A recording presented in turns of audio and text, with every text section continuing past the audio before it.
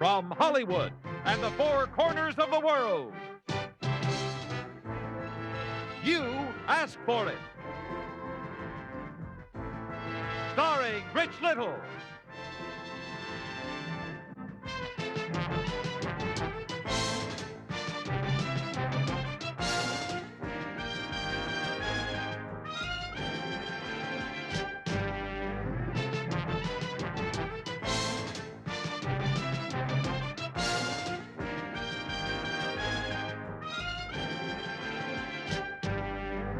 Here's the star of You Asked For It, Rich Little.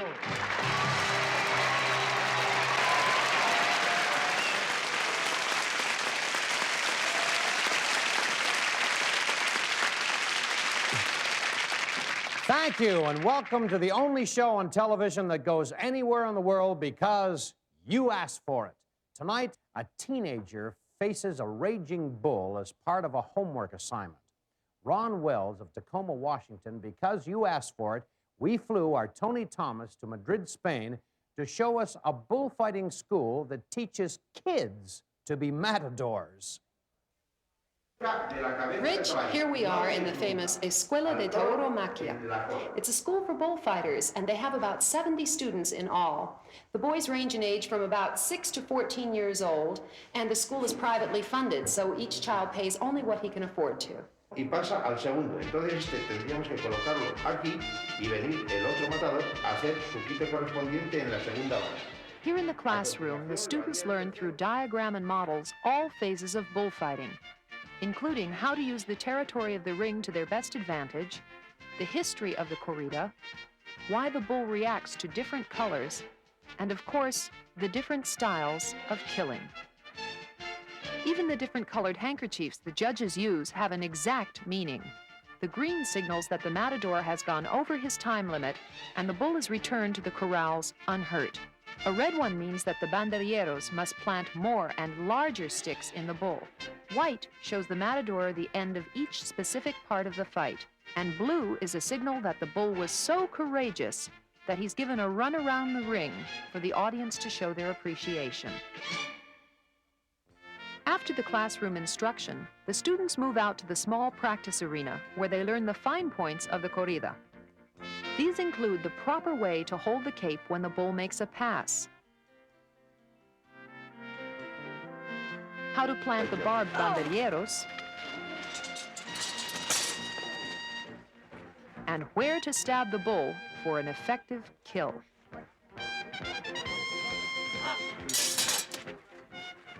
It looks like these young matadors are about to face their moment of truth.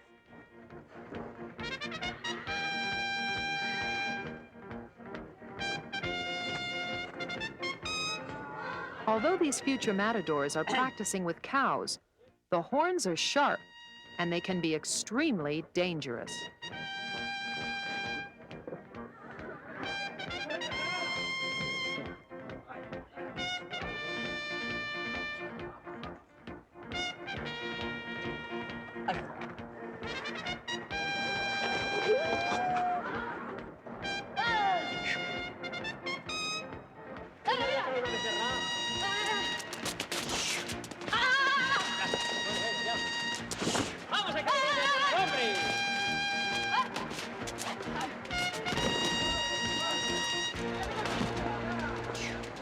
These young matadors have passed their first tests. There will be many more before graduation, but when they each leave this school, they will be more than ready to take the bull by the horns.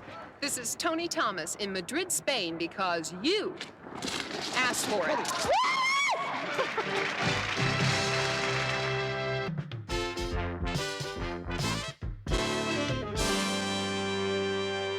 The frozen tundra of Alaska has always posed a fierce challenge to man. Eskimos have survived against the sub-freezing temperatures by building igloos to protect themselves. Because Walter Kopp of Annandale, Virginia asked for it, we flew our Kathy Cronkite all the way to this shivering Arctic setting. Here's the unique story of how Eskimos build an ice palace. Thanks, Rich. You're looking at a whole field full of building materials. Now, I'm not talking about the trees. I'm talking about the snow. Because we're up here to learn how to build an igloo.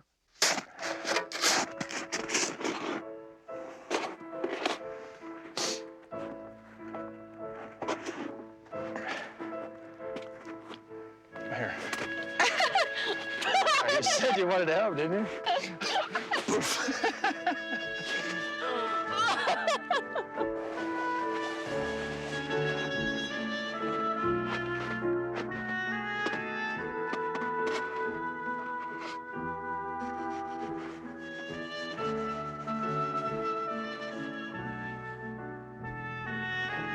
The whole secret to making the dome of an igloo is to place the blocks in such a fashion that they spiral towards the top. And the way to do that is to start with a ramp on your first ring. You make an inclined plane.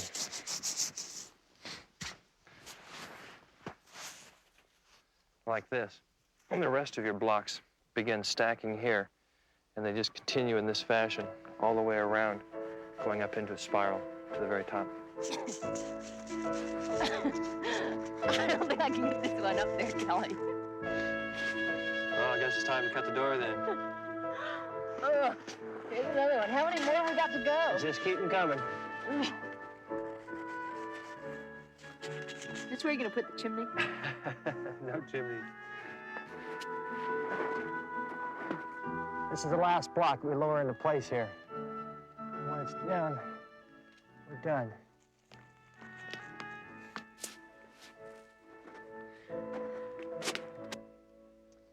Well, it seems like a cozy enough house, and it only took 4 hours to build.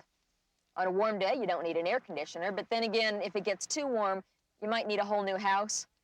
But until it melts, Walter Kopp of Annandale, Virginia, you've got your igloo because you asked for it. Some of you younger folks may not realize it, but You Asked For It is the granddaddy of all reality shows. It first came on the air in 1951, and Jack Smith, the former host, has saved some of the choicest bits from the old shows. Jack? Thank you. I'm going to show you one of the most remarkable women that you've ever seen. Some of the most sensational stunts, too, that have ever been filmed.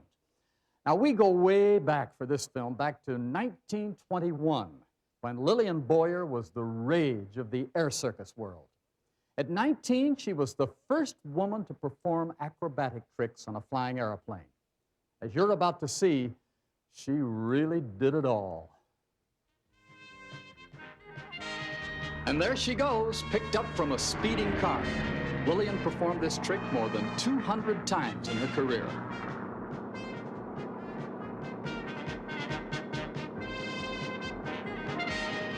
It's bad enough just being up there, but then she hangs by her feet. And now by 1 foot. Lillian Boer became the darling of the newsreels of her day.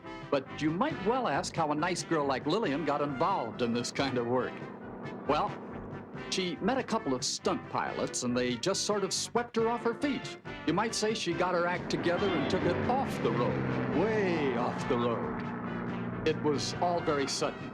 At 19, with no prior training but a heck of a lot of nerve, she was soon doing stunts that no woman had ever attempted, including standing on the wing of a plane as it does an inside loop. Stuntmen said no woman would ever do this one.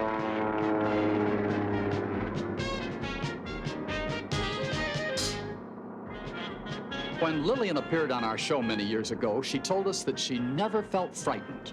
No fear of flying for this girl. She also said as she went along in her career, there was always the temptation to try harder and harder stunts. As a top star of the air circus, she felt compelled to give her audience bigger and bigger thrills. Now, this next one was finally outlawed, the breakaway. She'll hang on a cable beneath the plane, supported only by the back of her neck. A sensational finish for a daring young woman's thrilling performance. Lillian Boer, we salute you on the new You Asked For It.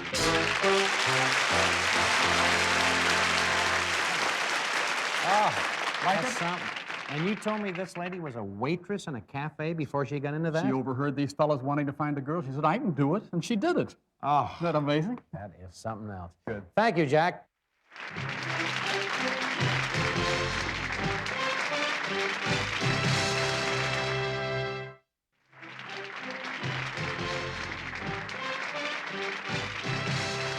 Susan Switka of Chicago, Illinois, asked us to visit a medieval Irish castle where you can feast like lords and ladies of yesteryear.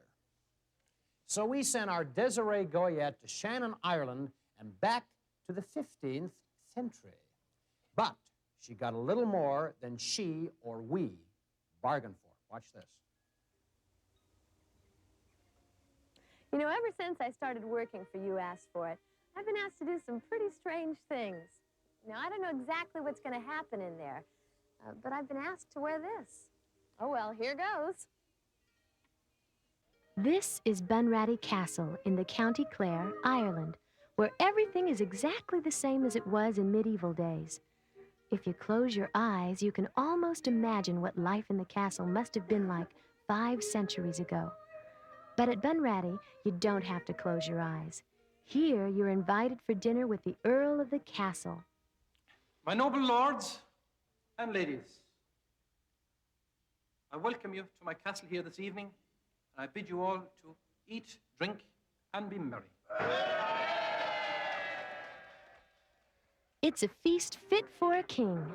Thick vegetable soup, brown bread, slabs of spicy ribs, dozens of roast chickens, salads, puddings, and of course a banquet just isn't a banquet without flowing jugs of mead, a fermented beverage made from honey. My noble lords and ladies, my noble guests, the drink in your goblet is mead. In the 15th century, mead was very plentiful and taken by newly married couples who, believing that honey in the mead made it good for fertility and virility, more mead. They drank it for 1 month or 1 moon, hence the expression honeymoon. A 15th century banquet had everything. Everything except forks. Oh well, fingers will do just fine. And you're allowed a small knife to help you hack at your chicken, along with a large bib to catch the spills. Excuse me. I think I better get to work. More wine!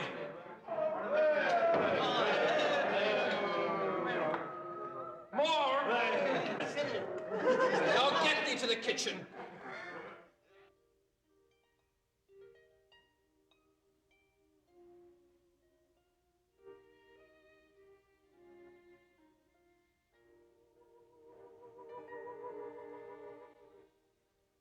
You know, maybe the good old days weren't so great after all.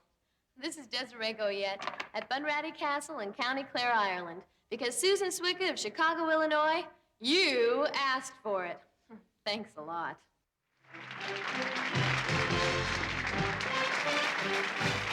Barbara Sarno of Torrance, California, wants the real inside story. So we sent our reporter, Matty Majors, to Kendallville, Indiana, to chew on this one because you asked for it.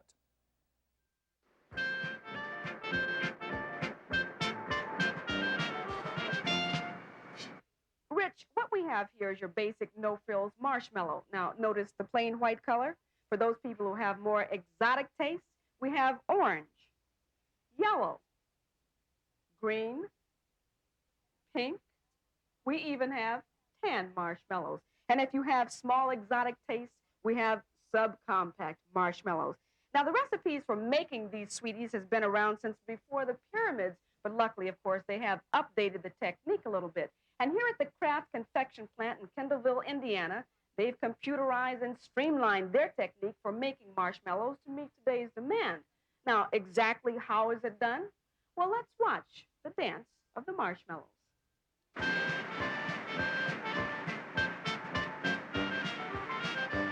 Human hands never touch those marshmallows from start to finish because the process is completely automated. They begin life in huge stainless steel kettles in which corn syrup and sugar are cooked to a semi-solid state.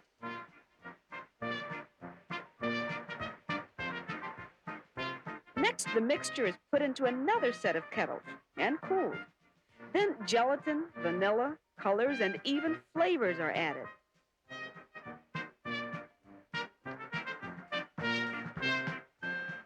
A third set of kettles is used to cool the batch even further.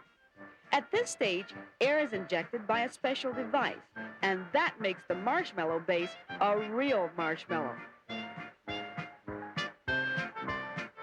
This is the extrusion area where the sticky mass is formed into long ropes of future marshmallows. The ropes are sent down the assembly line and cut into individual goodies.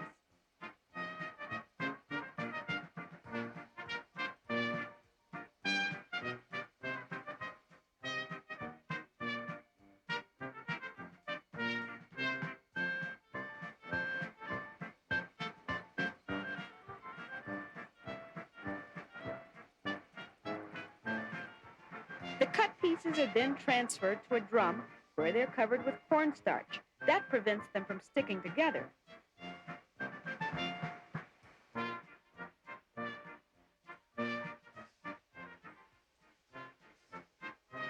From the cornstarch drum, the marshmallows go into a cooling drum. Then they're dropped into a hopper. A vacuum tube shoots the candies up to a weighing area.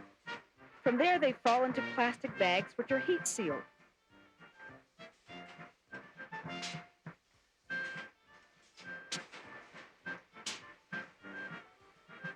The final step is inspection, and when the okay is given, the bags are sent off to supermarket shelves and the tummies of kids and grown-ups alike.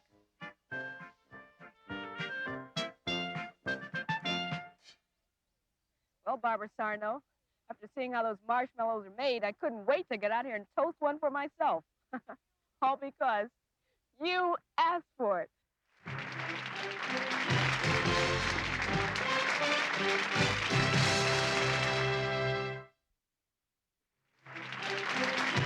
A perilous journey through the Brazilian swamps to hunt one of nature's most feared animals, the Cayman alligator.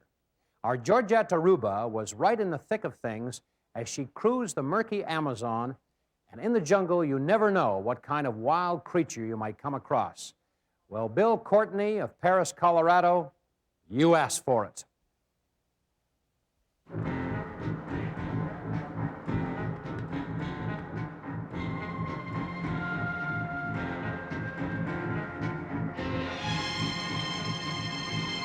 Rich, the Amazon River is a beautiful and exotic place where anything can happen. And we're on a riverboat today on our way to an alligator hunt.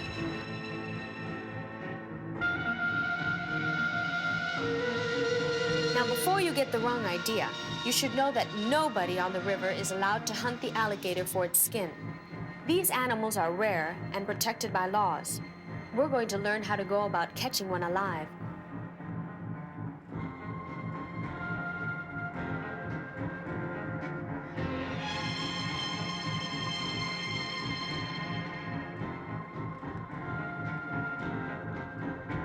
When we start out on the river, the sun is on its way down. Alligator hunting is something you do at night.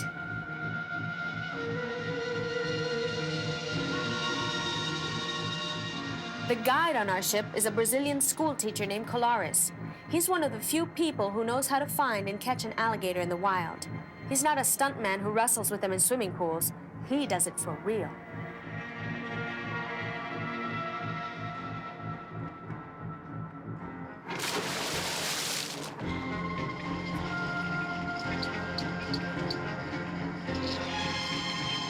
After a while, we pick our spot. The anchor is dropped, and we have to get into a small boat for the hunt itself.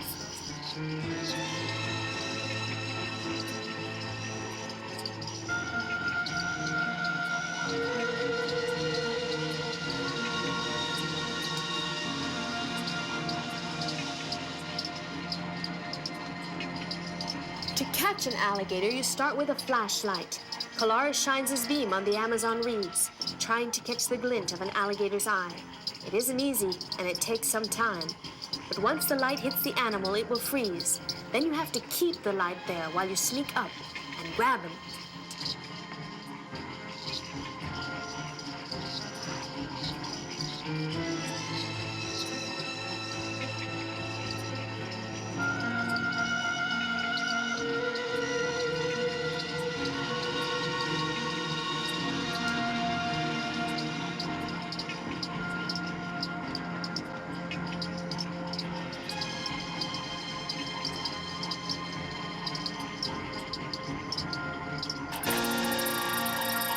you get it?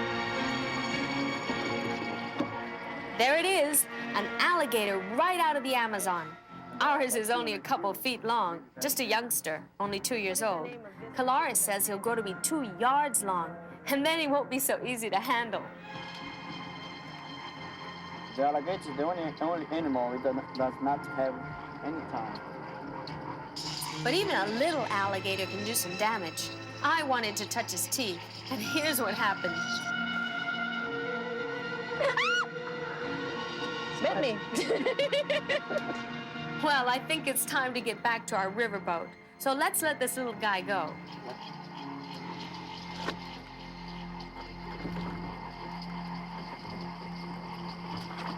This is Georgette Aruba, alligator hunting on the Amazon, because you asked for it.